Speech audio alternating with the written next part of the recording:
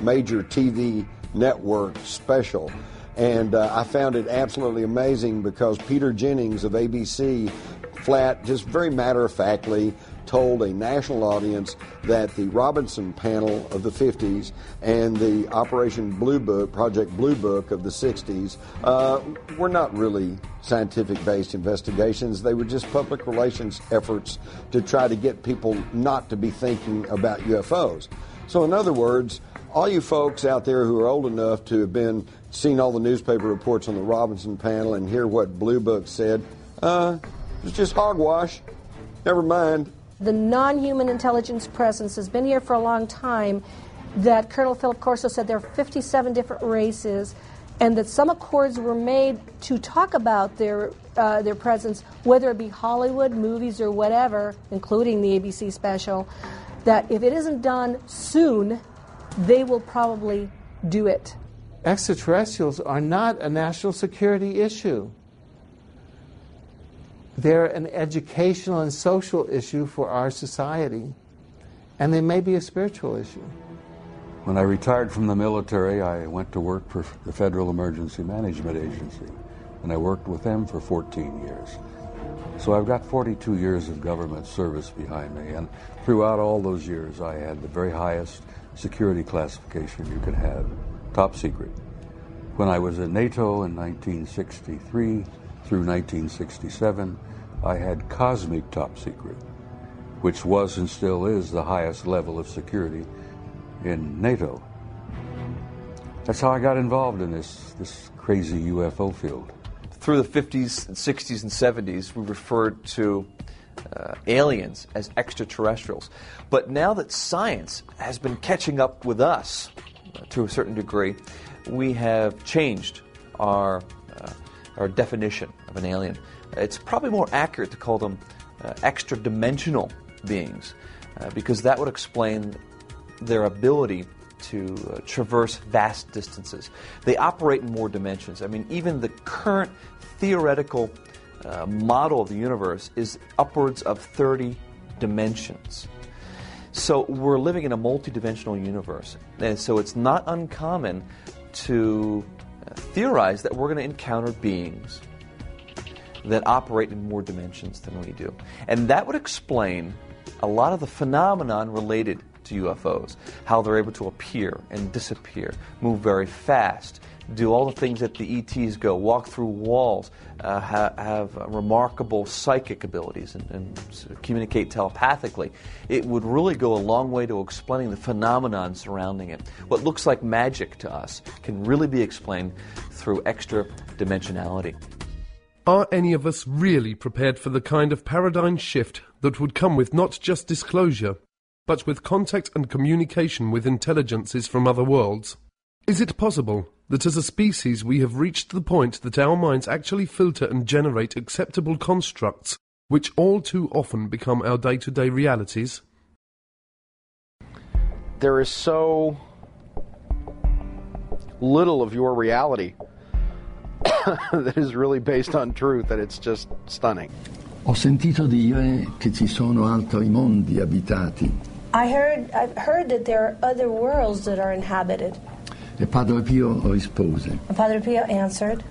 E che vorresti che solo noi, in questo piccolo pianeta che è il nostro mondo, amassimo Dio, ma ci saranno tanti altri mondi nei quali ameranno il Signore. Would you believe that it would just be our tiny world that would be giving glory to God? There has to be many more worlds, many more planets that exist with inhabitants that would be giving glory to God. It is not just us. If I told you that the very nature of the moon and Mars and most of the planets in the solar system is being kept from you for specific reasons, to make you think that you're completely alone and that these planets can't be colonized. Back in the 50s, the big question was, do they come from Mars or do they come from Venus? And by the 60s and 70s, we had gotten a little more sophisticated in our in our intellect and our thinking, and the question became, well, do they come from Alpha Centauri or Zeta Reticula 4, you know? Well, and then now we're up to today, and we've got even more sophisticated, and now the question is, do they come from another planet, or do they come from another dimension? Or are they perhaps time travelers? Do they come from another time, okay? And in my study of all of this, I have kind of come to the conclusion that the answer is yes. The more you know about this field, it becomes almost paralyzing, because the more you know, the less you know. The more you know and the more open-minded you are about this, the more you realize that every answer you find just leads to a thousand more questions. Vast sums of money are being siphoned through these different agencies into the coffers of the CIA, which then forwards this money on to the DOD, and this money is funneled through the DOD and goes into the black projects which the DOD has direct oversight over. So the CIA is kind of like the bagman. It collects the money, it goes to the Department of Defense that actually administers how this money is going to be spent on different black projects.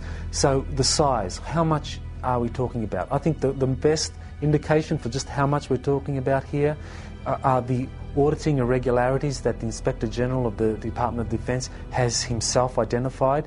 He identified in 3 years, it was 1998, 1999 and the year 2000.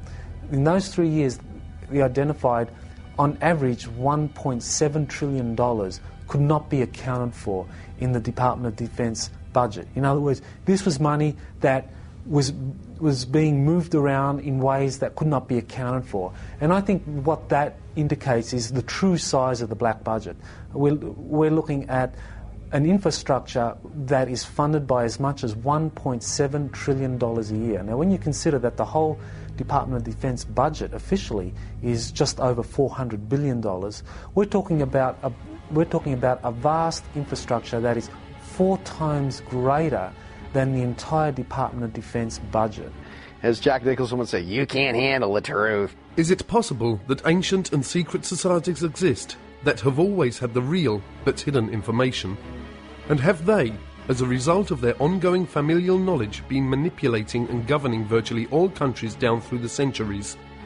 Researchers point to the Illuminati and the power elite and their use of propaganda as carried by the mainstream media. Many believe that these powerful few actually control almost all information by implanting false knowledge and beliefs into our human collective reality. Essentially everything that you would want to know has been covered up. From the electrogenetic magnificence of your DNA being a spiritual antenna to the Creator, to the most amazing Pythagorean mystery school mathematics that is essentially freeing to humanity, in essence also very, very clear that everything in our world is a divine creation, and as the math is the expressive tool of the Creator for creationism. The United States government, the leader of the free world, is totally controlled by a wealthy oligarchy, a small handful of people that are just super rich. Most of them are not even in government, but they tell the government what to do. These are the people who are behind the UFO secrecy. They don't care if you know there's ETs out there. But if you know there's ETs out there, then you will know that there is alternative technology. And this could upset their monopolies over energy, fuel, transportation, communications, pharmaceuticals. And that's what they don't want. After all, who would continue to pay all these ever-increasing prices for gasoline that's polluting the air, choking us all, killing our kids? Why would we do that if we knew beyond any shadow of a doubt that there was non-polluting energy sources out there? This is what it's all about.